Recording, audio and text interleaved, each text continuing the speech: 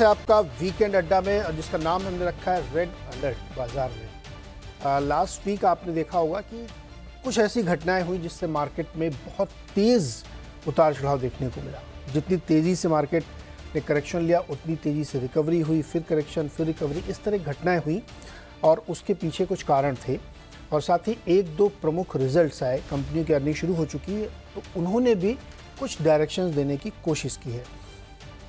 युद्ध की एक आशंका जैसी बनी लेकिन हुआ नहीं। इजराइल और ईरान के बीच में काफ़ी टेंशन रहा और उससे मार्केट काफ़ी उलट पुलट गया, उतार चढ़ाव काफ़ी हमें देखने को मिला। तो इसको कैसे डिकोड किया जाए? क्या ये प्रॉब्लम ख़त्म हो गई है या प्रॉब्लम अभी शॉर्ट टर्म के लिए ख़त्म हुई है या तूफान के पहले की शांति है, क्या है? क्योंकि मार्केट अगर इस तरह से रिएक्ट कर रहा था तो ज़रूर कुछ ना कुछ इसको डीपली समझना चाहिए। दूसरा, क्या ऐसे में जब इतना वोलेटाइल मार्केट हो और बहुत सारे इवेंट्स आगे अनफोल्ड होने वाले हों तो पोर्टफोलियो की थोड़ी मरम्मत का भी समय आ गया है कि आप कुछ वीक स्टॉक्स अगर आपके पोर्टफोलियो में है तो उससे बाहर निकल जाना चाहिए। अर्निंग्स भी देख लीजिए और अर्निंग्स में दो तीन दिग्गज आईटी कंपनीज ने अपने रिजल्ट दिए, इन्फोसिस, टीसीएस, विप्रो। इन्फोसिस को हमेशा से माना जाता है कि आईटी का ये बेलवेदर है और इससे अंदाज़ा लगता है कि पूरे सेक्टर में, सिस्टम में चल क्या रहा है। आईटी क्या एक ऐसे ट्रांजिशन के दौर से गुजर रहा है जहां भारत की बड़ी कंपनियों को रीथिंकिंग की ज़रूरत है, बिजनेस के तरीक़ों को बदलने की ज़रूरत है, क्योंकि पिछले कई क्वार्टर से हम लोग देख रहे हैं बहुत सिस्टम में आ नहीं पा रही कंपनियाँ। तो इन्फोसिस के नतीजों से क्या सबक लेना चाहिए, उसको कैसे समझना चाहिए, ये दो तीन विषय हैं जिनको आज हम डिस्कस करेंगे इस शो के अंदर। और इसको समझाने के लिए हमारे साथ जो मेहमान हैं सुनील सुब्रमण्यम सर हैं, MD and CEO Sundaram mutual finance के, तो उनसे बातचीत होगी। अनुराग जी हमारे साथ हैं, एनसिट कैपिटल के, अमेरिका से जुड़ रहे हैं और आईटी पे बहुत तेज़ी से इन्होंने रिएक्ट किया, तो इनसे समझेंगे क्योंकि इन्हीं के यहाँ से हमारे यहाँ ज़्यादा बिजनेस आता है, तो कैसे देख रहे हैं। अभिषेक अग्रवाल जी हमारे साथ हैं, रॉकस्टार कैपिटल के मैनेजिंग पार्टनर, और दिल्ली से जुड़ रहे हैं एसडब्ल्यू कैपिटल के डायरेक्टर पंकज जैन जी। आप सबका सर बहुत बहुत स्वागत है। और ये विषय हम एक एक करके लेते हैं और इनको समझने की कोशिश करते हैं। पहला जो विषय जिसने मार्केट को बहुत तकलीफ दी वो था टेंशन, जियोपॉलिटिकल इश्यूज।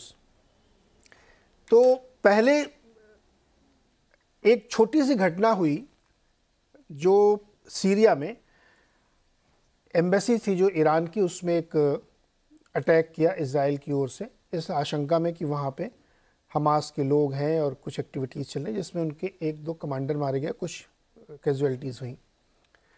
उसके रिवेंज में ईरान ने इजराइल के ऊपर 300 से ज़्यादा मिसाइल से हमला किया। लेकिन एक बहुत प्रसिद्ध उनका आयरन डोम सिस्टम है जिससे उन्होंने रिटेलिएट किया और वो सारी चीज़ें उन्होंने बेकार कर दी या उसका कोई असर नहीं हुआ, या आप कह सकते हैं इसे दिखावे के लिए उन्होंने किया था, कुछ हुआ नहीं उसमें। लेकिन युद्ध कोई भी होता है वो एक्चुअल इम्पैक्ट से ज़्यादा ईगो का और अपनी प्रतिष्ठा के लिए भी होता है। तो इजराइल ने कहा हम भी बदला लेंगे, कुछ भी हो जाए हम करेंगे। और उसके बाद इजराइल ने देर रात 2-3 उन्होंने हमले किए, कुछ ड्रोन से थे, कुछ छोटी मोटी मिसाइलों से थे, और वो ईरान की तरफ गए। वहाँ भी कोई नुकसान नहीं हुआ, लेकिन जो उनका एक बहुत सेंट्रल सिटी है जहाँ पे न्यूक्लियर के स्टेशंस वगैरह हैं, उसके आसपास उन्होंने किया कोशिश। तो ये भी एक पोस्चरिंग थी कि देखिए हमारी रीच में सब कुछ है तो हिसाब बराबर। इसमें जो चौधरी थे अमेरिका, उन्होंने दोनों को ये करने दिया और ये भी समझाते रहे कि अब आगे कुछ नहीं करना है। लेकिन हुआ या नहीं हुआ, मार्केट में बहुत कुछ हो गया। मार्केट में तूफ़ानी तरीके से गिरा और फिर उन्होंने कहा नहीं होगा तो फिर संभल गया। हमें इसको समझना है कि क्या ये एक तूफ़ान से पहले की शांति है, क्योंकि जियोपॉलिटिकल टेंशन एक्चुअली बहुत बढ़ी हुई है। तो सुनील सर, आप लोग तो बहुत बड़ा फंड मैनेज करते हैं, ऐसी घटनाओं को आप लोग सीरियसली लेते हैं या आपको लगता नहीं ये सब होती रहती हैं आजकल? नहीं, ये एक्चुअली मेरे ख्याल में एक अच्छी चीज़ है, क्योंकि मार्केट में हवा और वैल्यूएशंस और ऑप्टिमिज्म अबाउट द फ्यूचर सभी को लेकर मार्केट ने पूरा डिस्काउंट कर लिया था। यानी good news is only there, no good news, no bad news is there. तो ऐसी जो वॉलेटिलिटी आती है तो क्या होता है, थोड़ा हवा कम होता है, और हवा ऑलवेज लो क्वालिटी स्टॉक्स में या हक से ज्यादा जो बढ़ गए हैं उसी में ज्यादा करेक्शन आता है। तो एक नॉर्मलाइजेशन मैं मानता हूं कि मार्केट में ऐसी घटनाओं के कारण आती है। एक लॉन्ग टर्म निवेशक के लिए ये अच्छी बात है, क्योंकि अगर ये टेंशन न्यूक्लियर वॉर में आ जाए तो पूरा वर्ल्ड की सिचुएशन तो कभी कई अलग होगी, तो उसको सोचना ही नहीं चाहिए। मगर ये छोटी मोटी जो चीजें आती है, इससे जो एक नर्वसनेस आता है शॉर्ट टर्म निवेशक में, चाहे वो इंडियन स्पेकुलेटर्स हो या हेज फंड्स हो, मैं मानता हूं ये लॉन्ग टर्म मार्केट के लिए ये अच्छी खबर ही है। क्योंकि एक वो चीज है कि इनका हटने से एक थोड़ा सैनिटी आएगा मार्केट में, वो एक बात है। सेकंड बात, मैं मानता हूं कि ऐसी करेक्शंस आई है after a long bull run in the stock market. यानी जो भी आज इस जियोपॉलिटिकल टेंशन के वजह से निकाल रहा है, वो प्रॉफिट से निकल रहा है। यानी उसके हाथ में पैसा बने हैं, ये नाराज होके नहीं निकले हैं। तो ये पैसा जब निकलता है, जाके साइडलाइन में वेट करता है एक लिक्विड फंड या डेट कैटेगरी में, जहां से वापस घुस सके। तो ये मैं कहूंगा कि ये भी अच्छी बात है, क्योंकि फ्यूचर बाइंग के लिए जब ये जियोपॉलिटिकल सिचुएशन कम हो जाती है और एक क्लैरिटी मिल जाती है फ्यूचर के बारे में, तो ऑटोमेटिकली ये पैसा वापस भी आ सकता है। तो ये लॉन्ग टर्म के लिए बाहर नहीं गया, ये शॉर्ट टर्म प्रॉफिट बुकिंग, और वो सब खुश है क्योंकि प्रॉफिट बढ़ाया, अपने अकाउंट में किया, बोनस बोनस उठाया, तो एक अच्छी खबर ये भी। तीसरी बात मैं मानता हूं कि ऐसी करेक्शंस में आप देखिए, डोमेस्टिकली अभी एसआईपी बुक इतना बढ़ गया है, 19,000 करोड़। हर महीने फंड मैनेजर के पास पैसा आ रहा है कुछ ना कुछ स्टॉक खरीदने के लिए। 5% शायद 10% तक कैश रखते हैं, ये तो खरीदारी करनी है। तो ऐसे जियोपॉलिटिकल टेंशन के वॉलिटी आती है, तो वो निवेशकों ने, ये फंड मैनेजर्स कुछ स्टॉक्स को और सस्ते में खरीद पा रहे हैं। तो उनकी लॉन्ग टर्म वेल्थ क्रिएशन के लिए ये शॉर्ट टर्म करेक्शंस बहुत इंपॉर्टेंट है, क्योंकि एसआईपी रियली काम करता है जब इंटरमिटेंट वॉलिटिलिटी हो। अगर सीधा हर एक दिन मार्केट ऊपर बढ़ रहा है और आप एसआईपी करें, तो आपका रिटर्न उतना अच्छा नहीं होगा, क्योंकि हर यूनिट आप महंगी दाम पे खरीद रहे हैं। तो इंडियन जनरल निवेशक जो म्यूचुअल फंड में इतने ज्यादा एफआईसी एसआईपी में कर रहे हैं, उनके लिए ऐसी शॉर्ट टर्म में टेंशन का आना, स्पेशली खास करके, ये इंडिया की कोई ग्रोथ स्टोरी में कोई वॉलिटिलिटी नहीं है, इकोनॉमिकली कोई ये नहीं है, उसके कारण ये आ रहा है। तो इंडिया का स्टोरी तो स्ट्रांग है, तो लॉन्ग टर्म इंडिया की स्टोरी को ही खरीद रहे हैं वो म्यूचुअल फंड के जरिए। तो ऐसे करेक्शंस आने से उनके लिए फायदेमंद हो सकते हैं, इसलिए मैं वेलकम करता हूं ऐसे करेक्शन। और फाइनली मैं एक बात कहना चाहता हूं कि ये टेंशन्स के कारण इंडिया के लिए असर दो तीन जगह से आ सकती है। वो एक है कि ईरान का इसमें शामिल होना, तो क्या ऑयल के दाम पर, क्योंकि और हॉर्मुज स्ट्रेट में उन्होंने कुछ ब्लॉकेड लगा दिया, और ऑयल जो ऑलरेडी 90 को पार कर चुकी है, क्या वो 100 से ऊपर जाएगी? तब अब मान लीजिए कि बहुत से हेज फंड्स अपना बेट्स को इंडिया से निकाल कर एक कमोडिटी और ऑयल एक्सपोर्टिंग कंट्रीज जैसे ब्राजील, रशिया, वहां पे निवेश करेंगे। वो थोड़ा डिसाइसिव, थोड़ा कैपिटल फ्लो बाहर जा सकता है। पिछली बार जब हुआ था ऐसे शार्प राइज इन ऑयल, तो बहुत दिक्कत हुई थी। तो वो एक याद रखने की जरूरत है और ट्रैक करने की जरूरत है कि तेल का दाम पे इसका आउटलुक और असर क्या होगा। सबसे बड़ी बात यही है, एक फॉरेन निवेशक, शॉर्ट टर्म फॉरेन निवेशक जैसे हेज फंड्स होते हैं, वहां पे इस जियोपॉलिटिकल टेंशन का तेल के ऊपर मैं क्लोजली ट्रैक करूंगा। वही कुछ मायने रखती है मुझे कि क्या ये वॉलिटिलिटी बहुत लंबी अवधि तक रहेगी या हो जाएगी एक महीने के अंदर खत्म। ओके अग्रवाल जी, आपको लगता है कि ये वाली टेंशन खत्म हो गई है, ये जियोपॉलिटिकल अभी सुलग रहा है, आगे डर बना रहेगा? जी नीरज जी, मुझे नहीं लगता कि ये कोई चीज़ ऐसी है जो जल्दी से रिजॉल्व हो जाए। The world was never at peace for the longest period of time in its history. So जो भी हमने थोड़ा बहुत देखा है शांति, वो शायद कुछ लास्ट 40-50 सालों में ही देखी है, और वो भी उस फ्रीक्वेंसी को हम कंपेयर करें before the independence of all the other countries. तो कहने का मतलब ये है कि जो वॉर हो रही है बिटवीन द टू कंट्रीज और मल्टी पार्टी, ये दुनिया की हिस्ट्री रही हुई है। वर्ल्ड वॉर 1, वर्ल्ड वॉर 2, ये सब ऐसे ही नहीं हुए जहाँ पे इतनी सारी कंट्री इन्वॉल्व थी। आज की सिनेरियो देख लें, ऑलरेडी रशिया यूक्रेन की बात चली रही है, जहाँ पे हमको पता है कि 1 साल से ऊपर हो गया, वहाँ कुछ ईज आउट जैसा तो हुआ नहीं है। बट ये फिर भी चलिए, आप एक सर्टेन जोग्राफी में ही लिमिटेड थे। अब आप एक दूसरी जगह पे यूरोप में चले गए जहाँ पे अब ईरान इराक आ गया, एंड उसके बीच में हम देख रहे हैं कि हमास के through finally you are going now near to Iran, जो कि एक्चुअल में ही उनकी सबसे बड़ी प्रॉब्लम रही हुई है पास्ट में। अब वो आमने सामने आ गए। और थोड़ा सा आप रशिया के, आप इधर थोड़ा चाइना और थोड़ा सा नॉर्थ कोरिया की तरफ चले जाएं, तो उनके भी कुछ ना कुछ बयानबाजी तो आती रहती है। तो कहने का मतलब ये है कि जियो पॉलिटिकल टेंशन कोई आज की बात नहीं है, ये हमेशा से रहती है। डिपेंड ये करता है कि सिनेरियो किस समय कितनी ख़राब हो रहे हैं या कितने सुधरते हुए आ रहे हैं। इंडिया पाकिस्तान अनदर एक बहुत एविडेंट हमारी राइवलरीज रही है और उससे रिलेटेड भी बहुत कुछ हुआ हुआ है. सो जब ये होता रहेगा मार्केट के अंदर में इस तरह की कोई न्यूज़ आएंगी तो डेफिनेटली मार्केट रिएक्ट करेगा. तो मुझे मार्केट का रिएक्शन को लेकर सरप्राइजिंग नहीं है एज फार एज जो करेक्शन हमने इन द इंटरम देखा. पर आज बाउंस बैक भी देखने को मिला. तो फिर बात क्या हो रही है? बात बड़ी सिंपल सी है. इंडिया स्पेसिफिक अभी तक हमारे सामने कोई भी एविडेंटली प्रॉब्लमेटिक स्टेटमेंट नहीं देखने को मिल रहा है, सिवाय इस कंसर्न की अगर $100 के ऊपर क्रूड ऑयल चला गया तो फिर हमारे यहाँ पे एक जो है प्रेशर आ सकता है from the physical discipline point of view. Apart from that, जहाँ तक हमारे जीडीपी रिजल्ट सीजन या हम कोई भी मैटर को लेकर बात कर लें, वहाँ पे अभी तक ऐसा कोई कंसर्न एविडेंटली दिख के बाहर नहीं आया. तो हम अभी भी स्ट्रांग है. एंड हमारी जो डोमेस्टिक इन्फ्लोज है, जो कि अभी सुब्रमण्यम साहब भी बता रहे थे कि भाई आज आपके पास जो डोमेस्टिक इन्फ्लो है 19,000 करोड़ का महीने का, वो काफ़ी बड़ा नंबर है. एंड हर महीने 19,000 करोड़ मार्केट में नहीं जा रहा है. उसमें से कुछ कैश भी लोग होल्ड कर रहे हैं, क्योंकि शायद हमारे जैसे और भी फंड मैनेजर को लगता होगा कि एक साथ पैसे नहीं लगा, क्योंकि मार्केट कंटिन्यूसली लीनियरली ऊपर जा रहा था. तो इस तरह की करेक्शन आई वुड एग्री कि अच्छी होती है मार्केट के लिए. ये मैंने पॉइंट समझ लिया आपको. मेरे को पहले उससे पहले ये समझना है कि क्या जो तनाव बना है, ये बात आपकी एकदम सही कि वर्ल्ड नेवर एट पीस, की वो कुछ ना कुछ चलता ही रहता है, कभी बढ़ गया कभी घट गया. इस बार थोड़ा डिफरेंट है क्योंकि एक न्यू वर्ल्ड ऑर्डर बन रहा है, उसके बीच में दो ग्रुप भिड़ गए हैं आपस में. ये एस्केलेट हो सकता है क्या? ये मार्केट ने क्या पूरी तरह डिस्काउंट कर लिया है कि नहीं अब कुछ नहीं होगा, या उनको ये डर है कि ईरान भी अब रिटेलिएट कर सकता है और उसका बिल्कुल क्रूड पे तुरंत असर आएगा? मुझे लग रहा है मार्केट, नीरज जी, एक अलग लेवल की मेच्योरिटी के साथ आगे बढ़ रहा है, जहाँ पे वो उसी समय उतनी रिएक्शन दे रहा है जितनी न्यूज़ फ्लो सामने है, जितनी आ रही. कुछ भी प्री अटेम्प्ट नहीं हो रहा है. अगर आप ये नोटिस करें, पहले क्या होता था कि आपके पास फियर पहले आ जाता था, फिर आप एक तरह के ट्रेंड में चले जाते थे सेलिंग के पॉइंट ऑफ व्यू से या बाइंग के पॉइंट ऑफ व्यू से.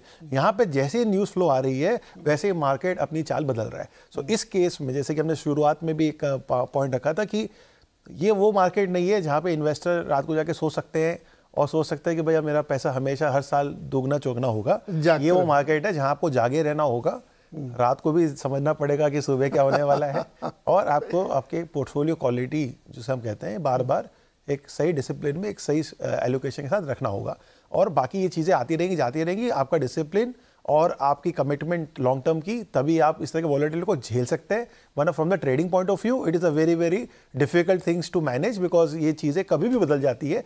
आज हमें कुछ अच्छा लग रहा है, 2 दिन के बाद कोई और न्यूज़ आ सकती है और मार्केट डेफिनेटली फिर जैसे जैसे चाल बनेगी वैसे ही वो बिहेव करेगा. सो ये मार्केट का ट्रेंड है, कोई भी यहाँ प्रिडिक्ट नहीं कर सकता है. थर्सडे को 1:26 पे याद है आपको? एक झटके में निफ्टी नीचे आ गया था.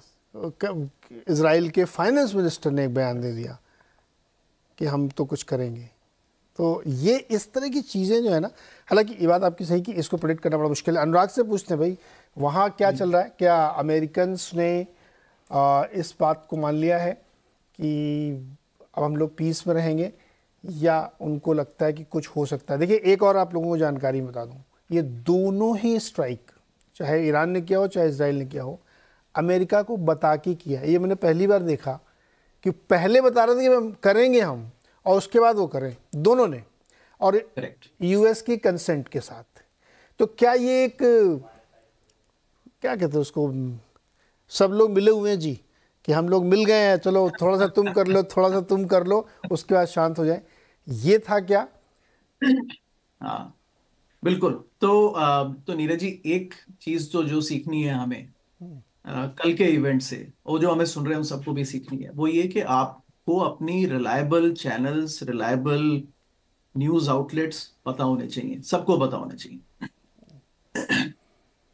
मैं भी कल दोपहर में तकरीबन जो रिलायबल चैनल्स, जो चैनल्स से ज़्यादा न्यूज़ पब्लिकेशंस जो मैं फॉलो करता हूँ, और मैंने आपको हमारा जो एक चैट चल रही थी उसमें डिस्कशन यही था कि करीब दोपहर का कंक्लूजन यही था कि यूएस इज सेइंग दैट सब काम डाउन करो, एक टोकन रिटेलिएशन कर दो, but don't take it like an aggressive move.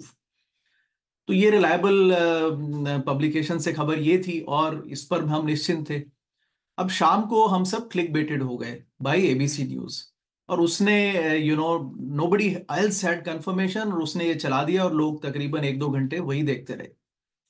I think markets में भी यही खबर है कि प्लीज क्लिक बेटेड ना हो, आगे के लिए मैं भी नहीं होऊंगा अनलेस माय रिलायबल चैनल से कि ये हो रहा है, मैं उसको बिलीव नहीं करूंगा. बहरहाल इसके आगे अगर बढ़े नीरज जी तो दो तीन चीजें जरूर लिंक्ड हैं, और आपकी बात अब देखिए अभिषेक की बात से भी सहमति है मेरी। जो पीस डिविडेंड था करीब वर्ल्ड वॉर टू के बाद से और कोल्ड वॉर के बाद से तो तकरीबन और कंफर्म हो गया, unipolar world and peace dividend जो वर्ल्ड ने एंजॉय किया वो अब डिसरप्ट हो गया है। और उसमें clearly rise of China as a second developing world power वो इम्पॉर्टेंट है। रशिया का isolation and it's getting closer to China वो इम्पॉर्टेंट है। बाकी नेशंस का एक अपना हिस्सेदारी मांगना, वो सब चीजें कुल मिलाकर के, और मिडल ईस्ट की तो टेंशन तमाम बढ़ ही रही है, तो कुल मिलाकर के ये मानना पड़ेगा और सब लोग ये मान रहे हैं कि ये वर्ल्ड ऑर्डर थोड़ा डिस्टर्ब हो गया है। अब ये यूनिपोलर से मल्टीपोलैरिटी की तरफ जाने की कोशिश कर रहा है। उसके फाइनेंशियल इंप्लीकेशंस हैं, वो हमें ज्यादा समझने हैं और ध्यान देने हैं। फाइनेंशियल इंप्लीकेशंस उसके क्या है नीरज जी? दो तीन हैं। एक, हम देख ही रहे हैं कि metal prices and natural resources, oil हो गया, एनर्जी हो गया, इनकी तरफ एफर्ट बढ़ेगा कंट्रीज का और इनके प्राइजेस भी बढ़ेंगे। इसका रिजल्ट स्टॉक मार्केट्स पे पड़ता है, स्टॉक्स के प्राइजेस पे पड़ता है, वो हम देख रहे हैं। Second is governments are spending more money. तो डिफेंस स्पेंडिंग हो, हर कंट्री ज्यादा डिफेंस पे स्पेंड कर रहा है, इंडिया नहीं कर रहा, तमाम कंट्रीज कर रहे हैं, because everybody knows behind the scenes के देखिए तैयार तो रहना होगा, we can't be sitting ducks like Ukraine, right? तो एक ये दूसरा रैमिफिकेशन हो गया। इसके इंडिया में भी आई थिंक इसका रिजल्ट दिख रहा है कि defence spending and self sufficiency पर जोर है। तीसरा है, बिकॉज अगर गवर्नमेंट्स ये सब स्पेंड करती हैं डिफेंस पे और जियोपॉलिटिक्स पे, तो आपका बोरोइंग्स बढ़ती हैं गवर्नमेंट्स की। ग्लोबल डेट जो है अबाउट पिछले 20-30 साल पहले जाएं तो 100% ऑफ जीडीपी से अब 250% ऑफ जीडीपी है ग्लोबली। तो इसका रिजल्ट ये होता है कि सरकारें इंटरेस्ट पेमेंट ज्यादा देती हैं, उनके बजट्स पे फिजिकल रेस्ट्रेंट आता है, फिजिकल डेफिसिट्स बढ़ते हैं, 10 ईयर यील्ड बढ़ जाती है। अब 10 ईयर यील्ड बढ़ती है तो मार्केट्स के वैल्यूएशन लॉन्ग टर्म में उसी से गवर्न होते हैं, और वो चेंज हो रहा है, वो बदलाव हो रहा है। ये बहुत डिकेडल व्यू है नीरज जी। और इफ यूएस में अगर हम इस मार्केट को बैरोमीटर माने तो ये 10 ईयर यील्ड अब वो पिछले 20 साल की 10 ईयर यील्ड से बिल्कुल अलग होगी, एटलीस्ट उससे 2% ऊपर रहेगी। उस पर स्टॉक्स को क्या वैल्यूएशन देने वो मार्केट डिसीजन उसका एकदम से नहीं करेगा, लेकिन वो ग्रेजुअल मूव होगा। I think we should be expecting not supernormal returns from market, little moderated returns from markets and a high 10-year yield and a stress on valuations across. इसका मतलब नहीं कि इकोनॉमीज अच्छा नहीं करेंगी, लेकिन वैल्यूएशंस पे स्ट्रेस आएगा नीरज जी, वो हमेशा रहेगा। या इंटरेस्टिंग। और इसमें एक चीज़ ये है कि जैसे जब यूक्रेन और रशिया का वॉर हुआ, अभी चल ही रहा है खैर, तो हमने देखा कि सप्लाई डिसरप्शंस हुए, बहुत सारे प्राइसेस डिस्टॉर्ट हुए, एकदम नए तरीके से सारी चीज़ें हमारे सामने आई।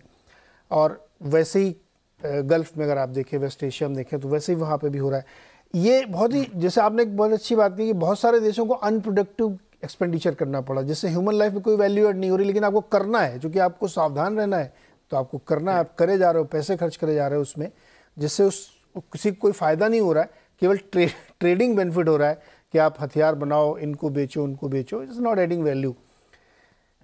इसका खामियाजा इकॉनमीज भुगतेंगी और वो हमें लगता है कि मार्केट पे कहीं ना कहीं डायरेक्टली इम्पैक्ट आएगा। आपको क्या लगता है सर, पंकज सर, आप लोग निश्चिंत हैं कि यार ये वाली घटना तो हो गई अब ख़त्म, या ये एक डर, ये फियर प्रीमियम लगा दें उसमें हम मार्केट में? नमस्कार Neeraj ji, I think once you are in stock market, किसी भी फॉर्म में हो, ट्रेडर हो, इन्वेस्टर हो, ब्रोकर हो, इन्वेस्टमेंट मैनेजर हो, आई थिंक निश्चिंत तो आप कभी भी हो ही नहीं सकते। अभी जो हमारे कलीग, हमारे फ्रेंड बोल भी रहे थे, I think every day is a evolving day, evolving world, और आपको सचेत रहना पड़ेगा, अलर्ट रहना पड़ेगा। But the underline theme is कि कई सारे ऐसे फैक्टर्स होते हैं जो ट्रांसपेरेंट होते हैं, लॉजिकल होते हैं, रैशनल होते हैं, जो आपको दिखते हैं।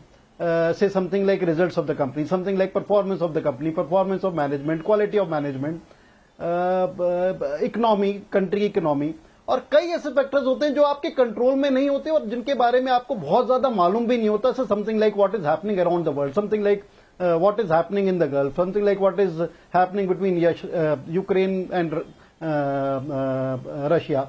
So आज से 2-3 साल पहले से यूक्रेन वॉर से पहले काफी सालों तक हमें ऐसा लगता था that world order has move beyond what you call physical Wars, physical armed Wars, और हमें लगता था कि अब आने वाले वक्त में कुछ एक decades we are only looking at economic wars. हम सिर्फ एक वेलफेयर, कितनी कंट्री अपने कंट्री को इकोनॉमिकली कितना स्ट्रांग कर सकती है, पब्लिक का कितना फायदा कर सकती है, कितनी अपलिफ्टमेंट कर सकती है.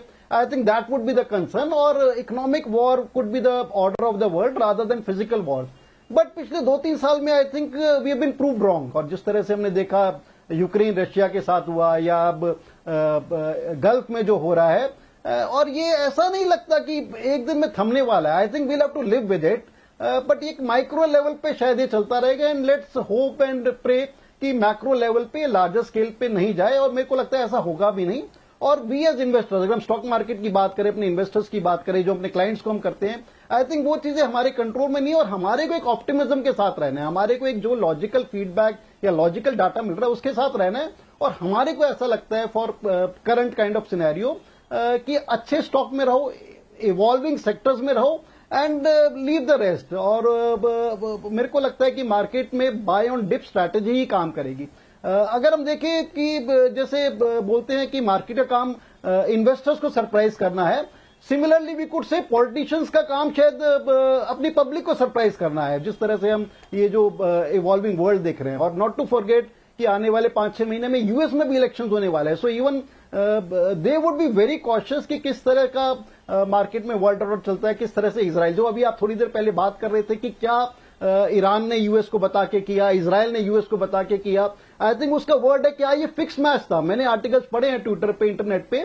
क्या ये फिक्स मैच की तरह तो नहीं हो रहा कि दोनों अपनी सॉर्ट ऑफ ईगो या पब्लिक को सफाइज कर रहे हैं, पब्लिक ओपिनियन को सफाइज कर रहे हैं, and they don't want to go beyond that. But you never know, मतलब इस तरह की चीजों में कब हाथ से बाहर चला जाए सिनेरियो, बड़ा डिफिकल्ट होता है. सो ऑल इन ऑल मेरे को लगता है कि अभी भी बहुत डीपर कट्स की हमारे को उम्मीद नहीं है. मार्केट फुली प्राइस्ड है इस टाइम. ऐसा नहीं है कि मार्केट कोई लो लेवल पे प्राइस्ड है. तो मार्केट में जब जब थोड़ा थोड़ा खतरे का अभाव होगा, मेरे को लगता है मार्केट में करेक्शन आएगी.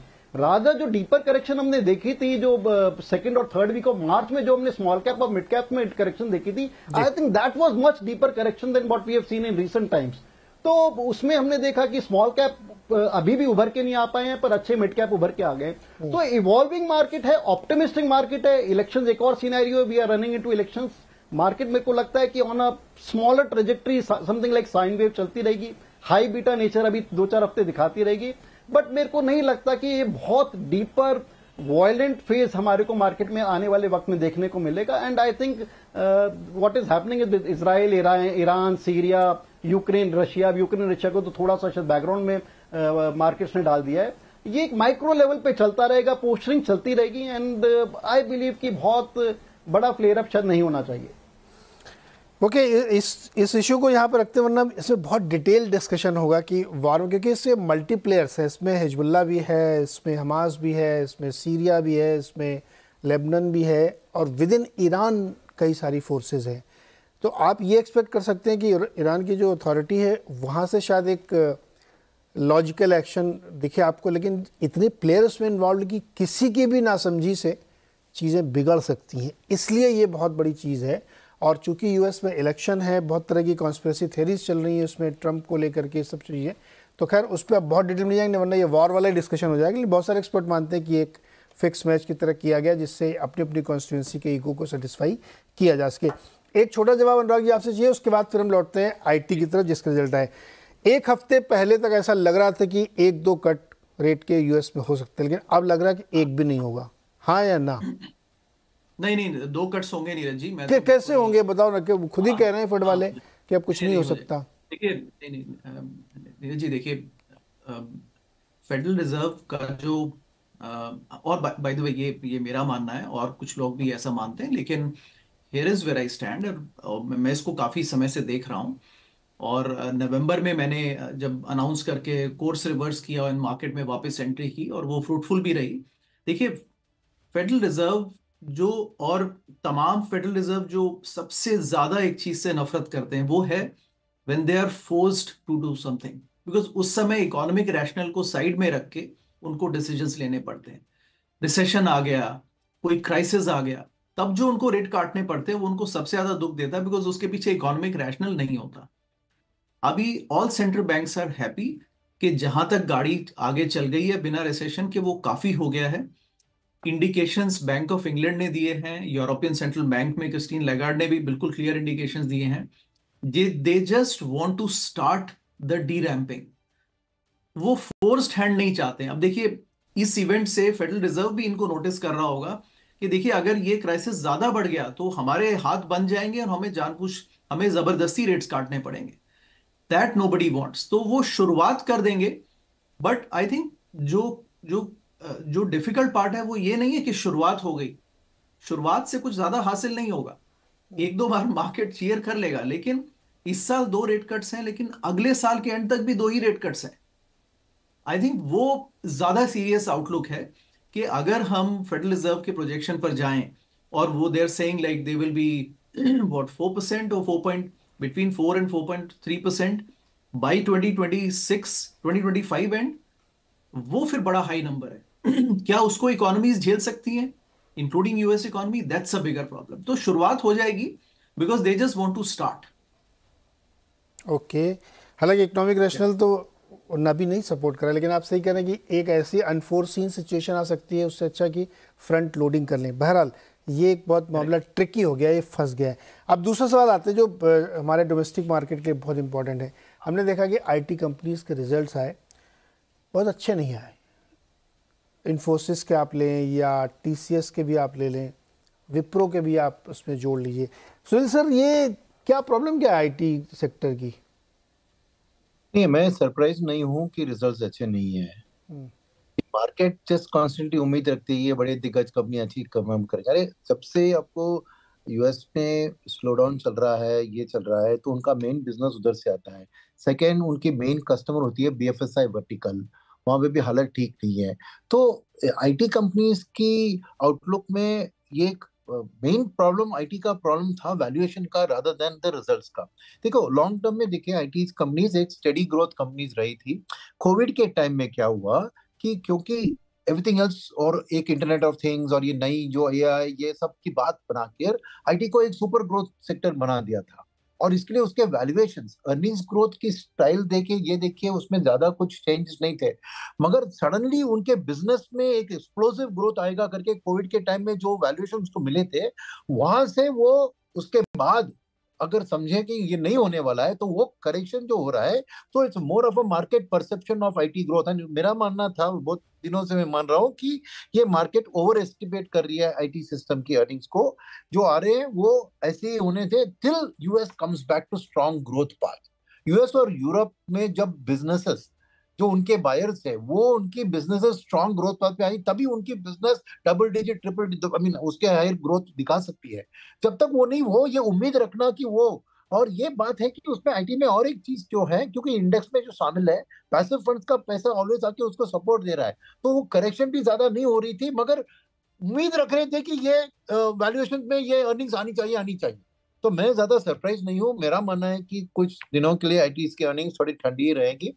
Okay, and may be small and mid cap IT companies का बेटर चांसेस होगा, क्योंकि वो मार्केट शेयर छीन सकते हैं लार्जर कंपनी से और अपनी ग्रोथ को बढ़ा सकते हैं। मगर एक तो सेक्टर एज अ होल मेरा मानना नहीं है कि आईटी की ग्रोथ की दिन आगे है। नहीं, वो स्टडी स्टेबल है, सेफ्टी ओरिएंटेड सेक्टर है। हर पोर्टफोलियो में कुछ आईटी रखना चाहिए, उसमें प्रॉब्लम ही नहीं है, मगर उसको एक ग्रोथ सेक्टर मानकर उसको हाई वैल्यूएशन एक्सपेक्ट करके उसके अर्निंग्स ग्रोथ में एक बहुत बड़ा अपवर्ड रिविजन एक्सपेक्ट करना ही मेरे लिए गलत चीज सामने दिख रही है। और मेरे लिए ये इनलाइन थे in terms of what we thought slow down की इम्पैक्ट जो होगी उसी की तरफ। So I'm not unduly negatively surprised by the what market is saying is weak earnings. जी, आपको अच्छे लगे, बुरे लगे, और जो लगा वो क्यों लगा?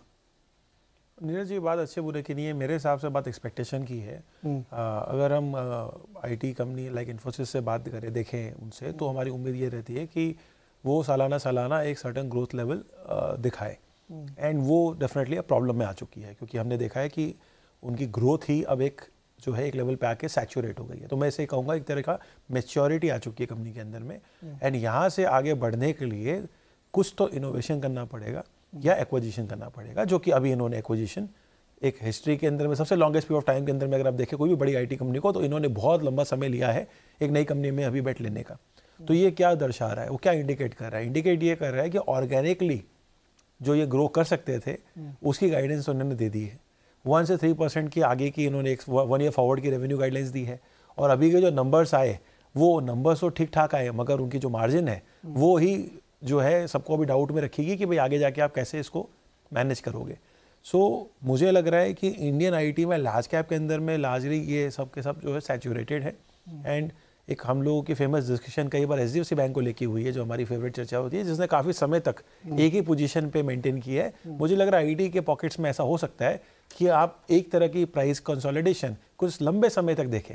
दूसरी बात, सबसे इंपॉर्टेंट बात, जो एक्चुअल ग्रोथ आ रही है वो कहाँ आ रही है? वो एक्चुअली यूएस के अंदर में आ रही है। निवेदिया 4 महीने में डबल हो चुका है, उसकी आप अर्निंग्स देखिए, उसके आप आगे के फोरकास्ट देखिए, और जिस तरह से वो स्टॉक ने परफॉर्मेंस दी है, तो अल्टीमेटली ओनरशिप आईटी की, चाहे वो यूएस कंपनी की हो या इंडियन कंपनीज की हो, आप देखिए ओनरशिप तो फॉरेन की है। तो फॉरेनर्स जो है, बाहर के इन्वेस्टर निवेशक, उनके पास सबसे ज़्यादा ओनरशिप रहती है। तो उनके पास कोई कारण ही नहीं है इंडिया में आके इन्वेस्ट करने का जहाँ पे एक्चुअल ग्रोथ कहीं और से आ रही हो। So nobody is looking at, see we are looking at Infosys, TCS and other names, क्योंकि हमारे यहाँ से निकल गया, तो हमारे एक वो भी अच्छा है कि भाई ग्लोबल नेम्स है, मगर बाहर में और भी ऑप्शंस है, और अगर वो ऑप्शंस के अंदर में किसी को बेटर बेट लेना है तो आज वो अवेलेबल है। So I think so that is what the global investors are chasing, growth and at a size. So I think so दोनों बात हो रही है। कंपनी ऑफकोर्स इन्फोसिस में बहुत साइजेबल है, बट यहाँ से विजिबिलिटी के बेसिस पर अगर हम कंपेयर करें तो फिर यहाँ से तो डेफिनेटली जो ऑलरेडी पता है उसको देख के मार्केट इसको और तो कोई वैल्यू दे नहीं पाएगा। So unless we don't see a positive surprise coming from the management something else और the acquisition they are doing, उससे कुछ अपने रिजल्ट में देखें, तब तक मुझे नहीं लगता कि कोई स्टैंस बदलेगा इन्फोसिस के लिए as far as buying any new position is concern. Okay Anurag, मेरे 2 क्वेश्चन है। एक क्वेश्चन ये है कि क्या आईटी कंपनीज का बिजनेस मॉडल इन क्वेश्चन है, पहला। दूसरा सवाल ये है कि बार बार ये कहा था कि यूएस से जो उनका धंधा आता है बीएफएसआई का या आईटी का, वो वहाँ पे स्लो डाउन है, इसलिए हमें दिक्कत आ रही है। तो पहले वाला क्वेश्चन को बिजनेस मॉडल इन क्वेश्चन हम बाद में एड्रेस करेंगे। पहले तो ये बताइए यूएस में क्या किस तरह का स्लो डाउन चल रहा है कि इनको काम नहीं मिल पा रहा है या इनका काम नहीं चल रहा है? तो नीरज जी देखिए, इन्फोसिस ने टॉप लाइन तो उसकी 2.2% से कांस्टेंट करेंसी बेसिस पे डिक्लाइन ही हुई है। गाइडेंस है 1 to 3% ग्रोथ की। यूएस कंपनीज में अगर टॉप लाइन 4% ग्रो करती है तो बहुत अच्छा माना जाता है उसको। नाउ अगर आईटी कंपनीज ग्रो करती है तो there is a period where they can grow faster, but at some point उनकी ग्रोथ डॉलर टर्म्स में उतनी ही रहेगी जिस हिसाब से कंपनीज का रेवेन्यू ग्रो कर रहा है। तो एक जिसको मैच्योरिटी बोलते हैं हम। तो अब बैंक्स अगर अपना रेवेन्यू, बैंक ऑफ अमेरिका का रेवेन्यू तो 2% से गिरा है, और तकरीबन सभी बैंक्स का, क्योंकि स्टैग्नेंट है, डील मेकिंग नहीं हो रही है, लोन्स में लेंडिंग में स्लो डाउन है, बट तकरीबन फ्लैट टॉप लाइन मेंटेन किए हुए हैं। तो वो कैसे आईटी कंपनीज को 15-20% की ग्रोथ दे सकते हैं अनलेस कुछ रेडिकल चेंजेस हो रहे हैं? तो वो तो नहीं होते दिख रहे हैं। तो एट सम पॉइंट ये टॉप लाइंस कन्वर्ज होंगी। इसको देखते हुए मेरा अंदाजा है कि ये if we look at 2019 for example, Infosys को देखें तो 23 के मल्टीपल पे ट्रेड करता था 2019-20 में, और प्राइस उसका करीब 800 के आसपास था। आज बिटवीन 2021 के पीक पे करीब 42 का प्राइस अर्निंग मल्टीपल हो गया, प्राइस 1900 टच किया, आज 1600-1400 का प्राइस है, और 28-27 का प्राइस अर्निंग मल्टीपल है। मैं ट्रेलिंग बेसिस पे ही बात कर रहा हूं। धीरे से मार्केट वो करेक्शन ले रहा है and it is converging to the valuation multiples of 2019-20, क्योंकि वही ग्रोथ। ये बात हम कितनी बार कर चुके हैं कि ये जो पेंडेमिक के बीच में ग्रोथ आई, और ये बड़ा ऑब्जर्वेबल है, even iPhone sales, consumer durable sales, housing sales, ये जो स्पाइक आया इसको सेटल होना है नॉर्मल रेट पर, और जब ये सेटल होगा तो यूएस की कंपनीज की टॉप लाइन भी नॉर्मल ग्रोथ पर सेटल होगी, और वो जब सेटल होगी तो इन आईटी कंपनीज को भी नॉर्मल ग्रोथ ट्रेजेक्टरी पे सेटल होना हो। This is just nothing but coming back to normalcy which is 2019 and 2020, आप उस समय के ग्रोथ नंबर्स देख लीजिए, तो टॉप लाइन उसी हिसाब से ग्रो करेंगी और वहीं हम बढ़ रहे हैं। और मार्केट्स भी, ये भी हम बात कर चुके हैं कि ये पीक वैल्यूएशंस हैं, इतने वैल्यूएशन जस्टिफाइड नहीं है आईटी कंपनी सर्विसेज कंपनीज के लिए। धीरे से मैं देख रहा हूं कि फ्रॉम 2019 पी मल्टीपल्स 23, 2020 33, 21 में 42 और अब वापस 28। आई थिंक ये वापस 23-24 तक जा करके टिकेगा। थोड़ा इंडियन प्रीमियम है, अदरवाइज मैं कहूंगा 16-17 से ऊपर प्राइस अर्निंग मल्टीपल्स नहीं होने चाहिए। टीसीएस उससे थोड़ा ऊपर 25% प्रीमियम पे ट्रेड करता है। बट कहानी कुल मिलाकर नीरज जी वही है। एक और चीज जोड़ता हूं इसमें, इन कंपनीज को अभी टॉप लाइन तो ग्रो करने को नहीं मिलेगी ज्यादा, क्योंकि कॉन्वर्सेशंस उस पर होते हैं कि कॉन्ट्रैक्ट वैल्यू सेम रखिए लेकिन काम और ज्यादा ले लीजिए। लेकिन ये लोग, अगर इन्फोसिस में भी आपने देखा, उन्होंने ईपीएस को इंप्रूव किया। तो I think these companies will also hire less and improve productivity. उससे पैट बढ़ाते रहेंगे ये और ईपीएस बढ़ाएंगे, तो आपको टॉप लाइन की ग्रोथ दिखेगी 1 to 5%, लेकिन ईपीएस ग्रोथ आपको ज्यादा दिखेगी, because companies will create internal efficiencies. At least अगले 7-8 साल इस डिकेड में उनको यही काम करना पड़ेगा नीरज जी। और जो पहला सवाल मेरा कि बिजनेस मॉडल में चेंज करना पड़ेगा इनको, तो वो वाला पॉइंट ये लोग भी लेवरेज करेंगे। देखिए कंपनीज भी सब, they are technology players, they understand how the game is played. तो जब तक वॉल्यूम गेम चला तो उन्होंने मैन पावर हायर करके, और अब पिछले करीब 20-22 के बीच में तो ये था कि काम आ रहा है, कोई भी ट्रेसपासर्स विल बी हायर्ड वाला जो कहानी चलती है कि आ जाओ, काम बहुत है और बंदे नहीं है। Now the game is productivity efficiency, तो उस पर इनको टॉप लाइन कांस्टेंट रख के जब बॉटम लाइन इंप्रूव करना है तो उसका एक ही तरीका है।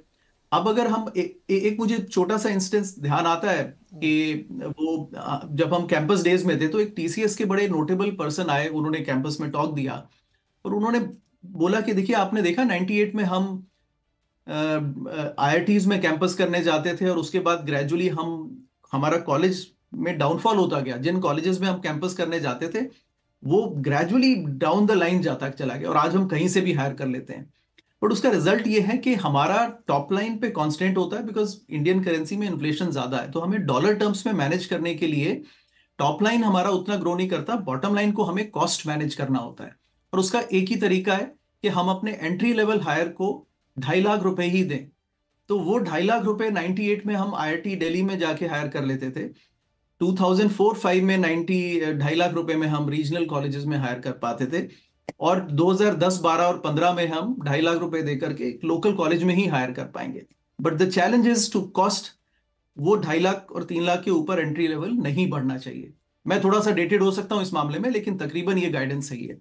तो फिलहाल the challenge is man power बढ़ेगी नहीं और डॉलर टर्म्स में रेवेन्यू नहीं बढ़ेगा। अब आप कॉस्ट मैनेज कीजिए, तो आई थिंक वहां पर ये प्ले आएगा। ये कंपनीज एआई यूज करके अपनी एफिशिएंसी निकालेंगी, थोड़ा क्लाइंट से शेयर होगा, बिकॉज क्लाइंट तो टॉप लाइन बढ़ा ही नहीं रहा है और काम ज्यादा दे रहा है, तो they will gain productivity efficiency, these companies will create more profits. But हाँ, ये 40 के मल्टीपल्स कभी भी जस्टिफाइड नहीं होंगे इसमें। डोंट फॉरगेट, ये वो भूल जाइए कि ये वापस से वहां पे जाएगा, दैट्स नॉट रियली जस्टिफाइड। 25 भी बहुत हो गया, बिकॉज वो इंडियन प्रीमियम लगा करके है, क्योंकि कैश फ्लो जनरेटर्स कहाँ है इस किस्म के इंडिया में, तो वो मैं देख के कह रहा हूँ जी।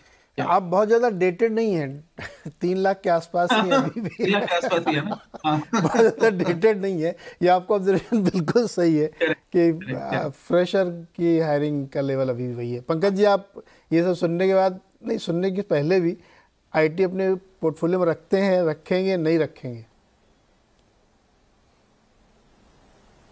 देखो नीरज जी, मैं बीच में भी कह रहा था, आजकल एक इवॉल्विंग मार्केट है, कि इवॉल्विंग मार्केट में है और हमें नहीं भूलना चाहिए। आई थिंक मेरे को कहीं ना कहीं लगता है कि आईटी में अभी भी या कुछ समय पहले तक उनको एक बेनिफिट ऑफ डाउट मार्केट दे रही थी, कि जो इन्होंने हिस्टोरिकली जिस तरह की डिलीवरी दी है, आई थिंक मार्केट उसका फायदा दे रही थी। और हमें नहीं भूलना चाहिए कि कोविड के टाइम या पोस्ट कोविड के टाइम शायद इनके पास जो एक एक्स्ट्रा रश ऑफ वर्क आया था, उसके बाद वो एक टर्मिनोलॉजी भी चालू हुई थी वर्कर्स के लिए, मूनलाइटिंग, शायद कि काफी सारे अच्छे क्वालिटी लोग दो जगह भी काम कर रहे थे। But I think that is bygone now.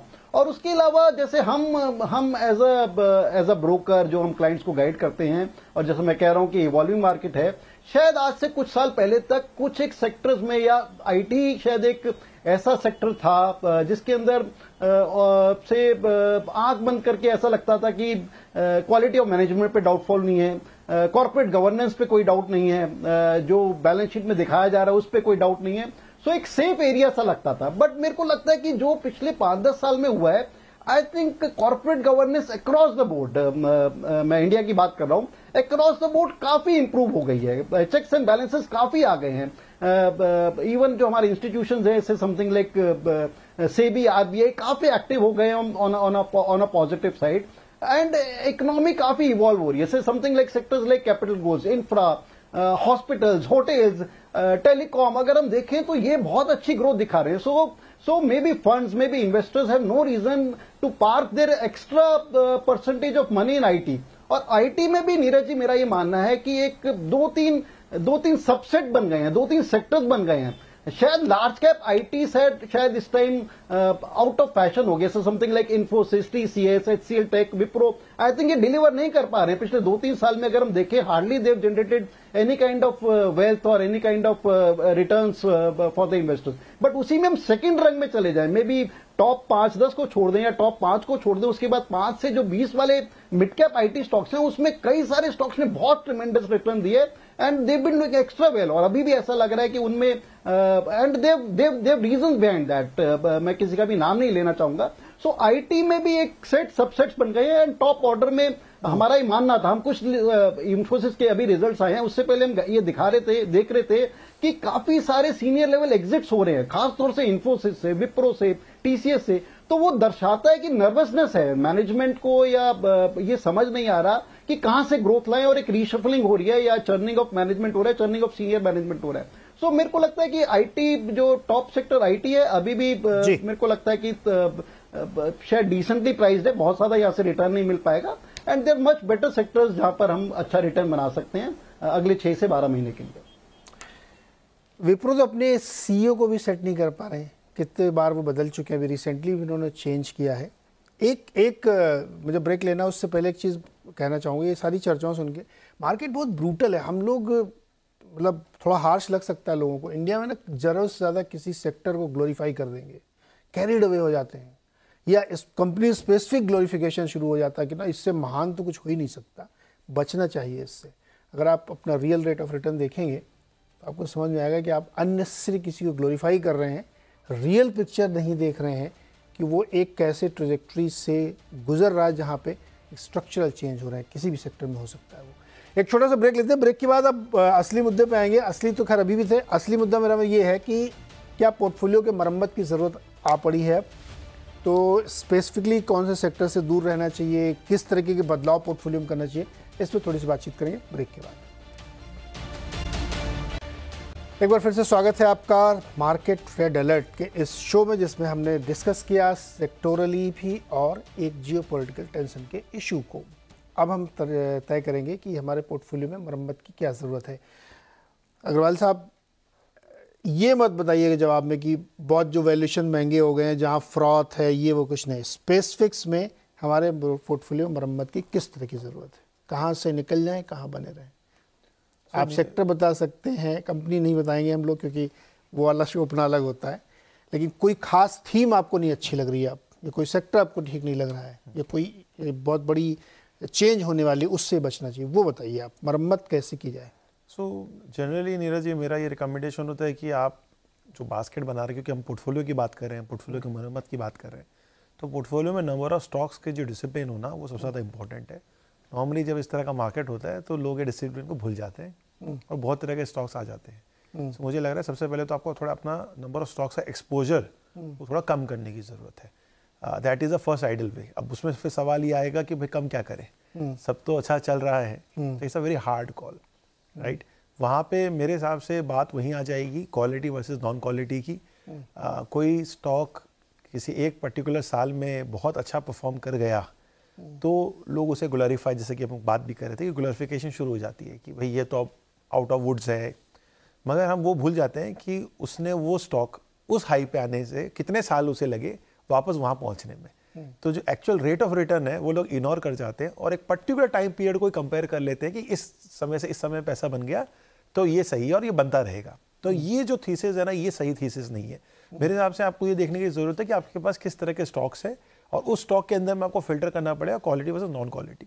Sector की बात करें, मेरे को ऐसे कोई पर्टिकुलरली किसी सेक्टर के साथ कोई ऐसी एंटी फीलिंग नहीं है कि भाई आप ये सेक्टर को लेके आप थोड़े से कम रहे या ज़्यादा रहे। Balance approach is the most important approach. मुझे नहीं लगता कि चलिए अब आईटी थोड़ा ख़राब चल रहा है, थोड़ा सा अपना वेट्स कम कर वेट्स कम कर सकते हैं, वेट्स बढ़ा सकते हैं जहाँ अच्छा लगता है, मगर आप वेट्स खत्म नहीं कर सकते। आप ऐसे नहीं कर सकते कि चलिए बैंक परफॉर्म नहीं करते तो जीरो वेट्स कर लेते हैं। वेट्स को आपको प्ले अराउंड करना है। तो प्रोफेशनल भाषा में हम वेट्स की बात करते हैं। एक लेमैन की तरफ से अगर आप बात करें तो आप ओवर एक्सपोजर मत मेंटेन करिए। आपको जहाँ समझ में आ रहा है वहाँ पे आप अपने एक्सपोजर को थोड़ा सा बैलेंस आउट करें तो आप वॉलेटिलिटी को बेटर प्ले कर पाएंगे। वरना ओवर एक्सपोजर कई सेक्टर होने से और वो सेक्टर अगर अंडर परफॉर्म करेगा तो आपके पोर्टफोलियो का जो डैमेज है वो बहुत बड़ा हो जाता है। तो मरम्मत इस तरह से भी देखी जा सकती है कि हम आगे डैमेज ना होने से भी बच सकते हैं। एक बड़ी इंटरेस्टिंग बात आपने की कि जैसे बहुत बड़ा रिटर्न बन गया, हाई पे एकदम खड़ा हुआ, आप उस पर बने, ये तो अब यहाँ से और 10 गुना होगा। बाद में 2-3 साल बाद आप वॉरेन बफे को याद करते हैं, अरे यार 15% का एवरेज रिटर्न तो सबका ही बनता है, मेरा बना तो सब गुना हो गया। सुनील सर, क्या दूर रहें, क्या पास लाएं? मैं कहूंगा कि 2 चीज, एक डोमेस्टिक पे ऊपर फोकस रखी है। हाँ। तो ऑटोमेटिकली नेगेटिव लिस्ट में मेरे को आता है आईटी इन टर्म्स ऑफ कम करने के लिए और ग्लोबल सिक्लिकल्स जैसे मेटल्स गिटल्स, क्योंकि डोमेस्टिक ग्रोथ के साथ ये संबंधित नहीं है। ये कभी ऊपर जा सकते हैं, नीचे सकते हैं, मगर जियोपॉलिटिकल टेंशन आ रहा है तो उसमें टेंशन आ सकती है। तो कीप एज एन इन्वेस्टर आप फोकस अपना कोर पोर्टफोलियो को डोमेस्टिक ओरिएंटेड स्टॉक्स पे रखिए। वो नंबर 1। नंबर 2, आप जो कह रहे थे वही बात थी कि जिसमें बहुत बड़ा चेंज हुआ है प्राइसेस में, मगर ग्राउंड लेवल में कोरिलेशन नहीं है। मैं पीएसयूज की बात करूंगा यहाँ। पीएसयूज में इतनी हवा चल के इतना, मगर आप सच में देखिए मोदी जी की जो एक अम्ब्रेला है उसको छोड़कर जमीन में पीएसयूज में क्या बदलाव हुआ है। प्रोफेशनलिज्म, ये वो सेम उनका जो ब्लोटेड एम्प्लॉय टर्नओवर है, बेसिकली उनकी भी वो पेंशन और ये लाइबिलिटीज है और एफिशिएंसीज नहीं है। तो पीएसयूज में जो रैली हुआ है ना, उसमें बहुत पैसा बहुत लोगों को बनाया है। तो प्रॉफिट बुक करके उसको पैर डाउन कीजिए, प्योरली बिकॉज मैं एक लॉजिकल रीजन नहीं देख रहा हूँ कि पीएसयूज में इतना बड़ा रिटर्न क्यों बना, क्योंकि लिक्विडिटी आई, जो भी कारण हुआ है। तो ग्राउंड रियलिटी में उनके ईपीएस या उनकी जो प्रोडक्टिविटी और एफिशिएंसी में उतना ज्यादा बदलाव नहीं हुआ है जितना कि प्राइस बदला है। तो मैं उधर सलाह दूंगा। तीसरी बात है कि जितना ऊपर गया है उसको कम करें, जिसका ऊपर नहीं गया है उसको बढ़ाएं। डोमेस्टिक ओरिएंटेड में banks and NBFCs and banking and financial services, BFSI space में आप देख रही है कुछ दिन से मार्केट में वो चले नहीं है, जो भी कारण है। अगर अल्टीमेटली इंडिया का ग्रोथ स्टोरी, चाहे वो कैपेक्स ड्रिवन हो या कंज्यूमर डिस्क्रिशनरी हो, वो लेंडिंग के जरिए ही फुलफिल हो सकती है। सिमिलरली हमारी per capita income over by the end of the decade दुगना होने वाली है। तो not only higher and discretionary का ग्रोथ होगा, बट आपको सेविंग्स की भी बढ़त होगी शिफ्टिंग इनटू दिस। तो फाइनेंशियल सर्विसेज जो दोनों तरफ प्ले करते हैं, लायबिलिटीज में भी और एसेट्स में भी, जैसे broking houses, wealth management firms, AMCs, insurance, तो ये सब चीज इंडिया की ग्रोथ स्टोरी से जुड़े हुए हैं। मार्केट ने उतना उनको अभी रिस्पेक्ट नहीं दिया है, वैल्यूएशंस उतने बड़े नहीं है, यस रीजनेबल है उधर, मगर वो अक्यूमुलेट करेंगे तो इंडिया की ग्रोथ स्टोरी के साथ उनकी ईपीएस की भी एक वी शेप रिकवरी आप देखेंगे। तो उसके कारण आपका पैसा बनेगा। Even if valuations don't change, उनके actual EPS growth will be better. तो ये मेरी 3 broad नहीं, बहुत मोटी बात आपने कही, लेकिन बहुत महीन है वो, कि चाहे कैपेक्स की ग्रोथ हो, चाहे कंज्यूमर डिस्क्रिशनरी की हो, पैसा तो लोन से लेना पड़ेगा, और लोन लेना पड़ेगा तो बैंक एंड फाइनेंशियल्स में तो चलना ही पड़ेगा, क्योंकि ग्रोथ स्टोरी वहीं से है, और डेट वैसे भी ग्रोथ कैपिटल में मानता हूँ। पंकज जी, एक चीज़ बताइए, मस्ट हैव।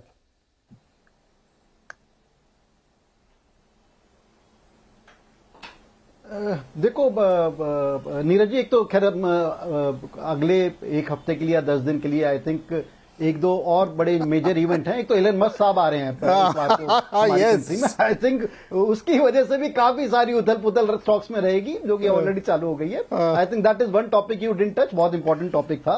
और उसके अलावा जैसे मैं बार बार कहता हूं कि आने वाले 6 से 8 हफ्ते जो इलेक्शंस का है, इसमें मेरा मानना है कि मे बी प्री इलेक्शन और पोस्ट इलेक्शन एक टाइडल वेव सी आनी चाहिए हमारी मार्केट में। अगर जिस तरह का रिजल्ट्स मार्केट या लोग एक्सपेक्ट कर रहे हैं उस तरफ अगर हम दौड़ते हैं तो एक टाइडल वेव आनी चाहिए which could be non fundamental, non logical, और उसमें हमारे को उस वेव में जरूर हमारे को ध्यान रखना चाहिए कि कहां पर एग्जिट करना है, कहां पर रैशनैलिटी दिखानी है और कहां नहीं करना है। जैसे कि हमारे अभी कलीग कह रहे थे, आई थिंक काफी सारे ऐसे पीएसयूज हैं जो कि I think they are just riding because of Modi factor. तो उन पीएसयूज में अगर जो टाइडल वेव आती है, maybe we could cut down our stake, maybe we could book our profit. उसके अलावा स्मॉल कैप्स में जो समय कह रहा था कि मार्च में जो हमने ब्रूटल करेक्शन देखी थी, काफी सारे ऐसे स्मॉल कैप में जो अभी भी उनके नियर अबाउट नहीं आ पाए because they were divide of quality.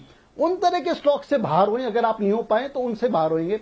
उसके अलावा अगर हम सेक्टर स्पेसिफिक बात करें, मैं 2 मिनट और लूंगा आपके, I think there are 2-3 evolving sectors जो कि हमने देखा है कि पिछले 2-3 महीने में काफी अच्छे इवॉल्व हुए हैं और शायद मार्केट या इन्वेस्टर्स पूरी तरह उसमें इन्वेस्टेड नहीं है। One is telecom. मेरे को लगता है जो टेलीकॉम में आजकल हो रहा है, जैसे आइडिया का भी एफपीओ आ रहा है, जिस तरह से भारतीय टेली के आ रहे हैं और जिस तरह से मान के चल रहे हैं कि अगले 1 साल में एआरपीयू डिसेंटली बढ़ने वाला है और गवर्नमेंट का पूरा सपोर्ट है इस सेक्टर को। मेरे को लगता है कि ये सेक्टर एक अच्छा इवॉल्विंग सेक्टर हो सकता है, अच्छे रिटर्न दे सकता है और यहां पर मेरे को लगता है कि इन्वेस्टर्स की और फंड्स की पोजीशनिंग काफी डाउन है। उसके अलावा फार्मा, मेरे को लगता है फार्मा में हम देख रहे हैं कि काफी पॉजिटिविटी आ रही है, अच्छे रिजल्ट्स आ रहे हैं, अच्छी प्रोजेक्शंस आ रही है, अच्छी ग्रोथ आ रही है, यूएस से भी अच्छे साउंड बाइट्स आ रहे हैं। सो आई थिंक ये 2-3 सेक्टर हैं जो मेरे को लगता है, अपार्ट फ्रॉम जो हम रोज बात करते रहते हैं जैसे कैपिटल गुड्स, रियल एस्टेट और कंस्ट्रक्शन रिलेटेड इक्विपमेंट, वो सब तो चल ही रहे हैं। और जो 2-3 सेक्टर मेरे को लगता है थोड़े से डाउन प्ले रहेंगे या थोड़ा सा अंडर करंट उनमें फीबल होना चाहिए, वो टेक्नोलॉजी हैंगे और से something may be even FMCG. I think ये 2-3 सेक्टर। नहीं पंकज जी सुनो ना, एंड पंकज जी बिल्कुल मुझे एक लाइन का जवाब, आपने एलन मस्क का राग छेड़ दिया है। एलन मस्क की वजह से 2 सेक्टर पे लोगों की बड़ी नजर है, लोग काइट फ्लाइंग कर रहे हैं। मैंने इसलिए उसको जानबूझ के चूज नहीं किया क्योंकि उसमें बहुत ज्यादा गेसवर्क होता और फिर गेसवर्क में थोड़ा हम लोग फंस जाते हैं क्योंकि नाम लेना पड़ता। फिर आपने चूंकि नाम ले लिया है तो जो 2 बहुत प्रोमिनेंट थीम्स उनके साथ जोड़ी जा रही हैं, आप उसमें इंटरेस्टेड हैं क्या? हाँ सर, उसमें एक चीज और बोलना चाहूंगा मैं। एलन मस्क साहब जो उनकी अपनी टेरेन है यूएस में, आई थिंक वहां पर अभी दिक्कतें फेस कर रहे हैं। वहां पर ऐसा माना जा रहा है कि ईवी का जो साइकिल है वो पीक आउट हो चुका है and he is facing serious challenges in his terrain. तो उनको कोई और विकल्प नहीं है, इंडिया जैसी कंट्री में आना पड़ेगा। और अभी अगले 1-1.5 साल हम कोई बहुत बड़े वॉल्यूम्स की बात नहीं कर रहे। उसके अलावा जो चाइनीज प्लेयर है वो they are giving serious run of money to Elon Musk. तो अभी जो एक टाइडल वेव सी आ रही है एलन मस्क को लेके, ईवी को लेके, पता नहीं क्या क्या हो जाएगा। जैसे आप अभी थोड़ी देर पहले आप ही एक सेंटेंस कर रहे थे कि हम शायद एक्स्ट्रा ग्लोरीफाई कर देते हैं किसी चीज को, और वही चीज हो रही है। तो एक्स्ट्रा ग्लोरिफिकेशन में आई थिंक हमें नहीं जाना चाहिए and we should remain rational and sensible about it. बिल्कुल, तो इसीलिए हमने कहा भाई बहुत ज्यादा काइट फ्लाइंग नहीं करना मुझे। Anurag ji, do not touch, वो कौन सा सेक्टर है आईटी छोड़ के?